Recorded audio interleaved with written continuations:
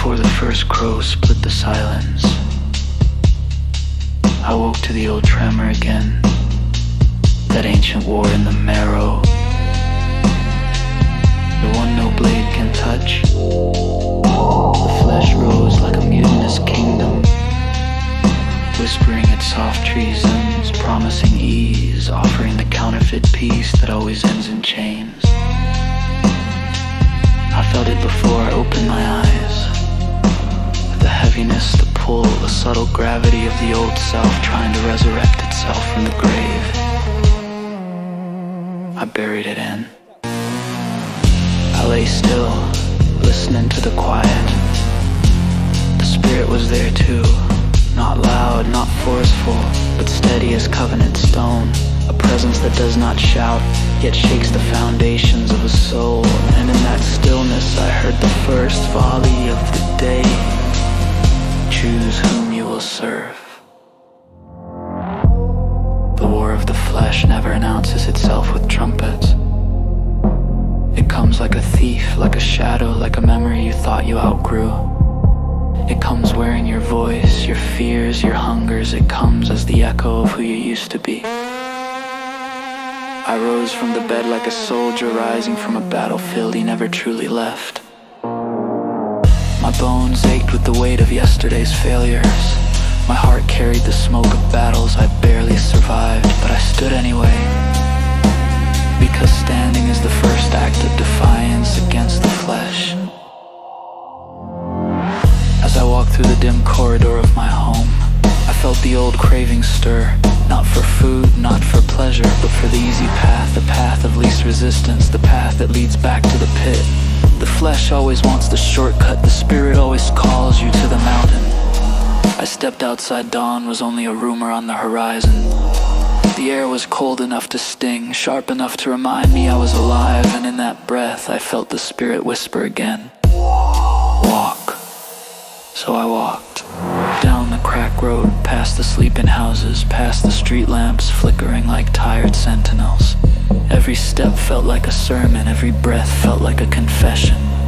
The war was not around me, it was within me, a clash of kingdoms in the chambers of my chest. The flesh rose again, louder this time. You're tired, you're broken, you're unworthy, turn back. But the spirit answered with a thunder that did not come from the sky. My strength is made perfect in your weakness. I kept walking. The road bent toward the old riverbank, the place where I used to hide from myself, the place where I once drowned my guilt in distractions, where I tried to silence conviction with noise. The river was still dark, still slow, still carrying secrets in its current.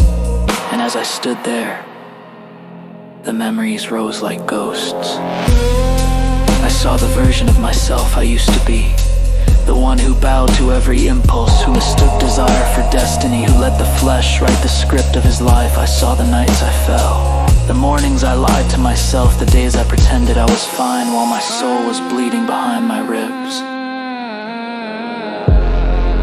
The war of the flesh is tragic because it is intimate. It knows your wounds, it knows your history, it knows the exact shape of your weakness. It fights dirty because it fights from within. But the spirit fights deeper. As the first light broke over the water, I felt something shift, not victory, not triumph, but alignment. I remember in a returning, a quiet, stubborn refusal to bow to what once owned me. I whispered into the cold air, not by might, not by power, but by the breath that remade me.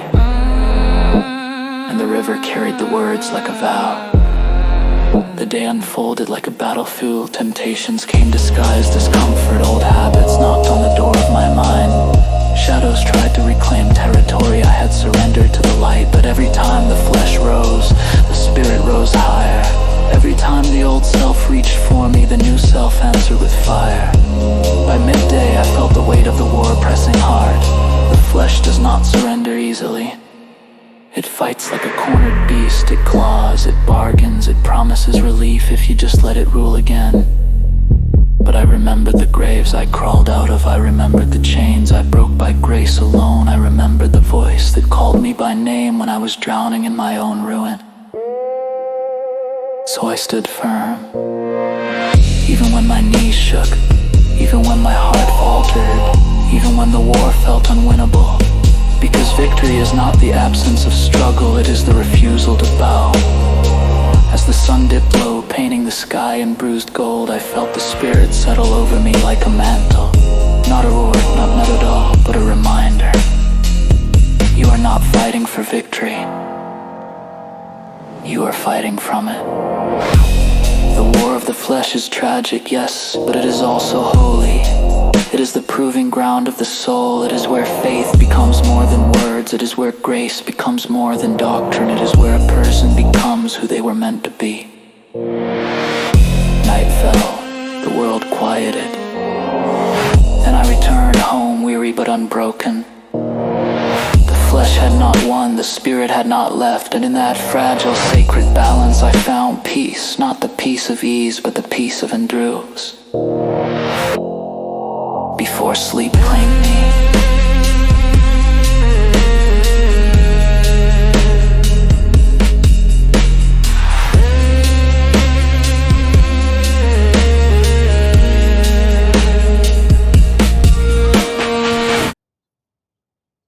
Get it. Go get it. It's as simple as that. Go get it, man. Alright, I'm not doing this shit with you, man. Can you please go get it? Please? Can you get it so Daddy can throw it again? Come on, please. Hurry. Hurry. Daddy, why are you so sad? I'm not sad. Can you go get that thing so I can throw it? Go get that so I can throw it. Go get it. Go.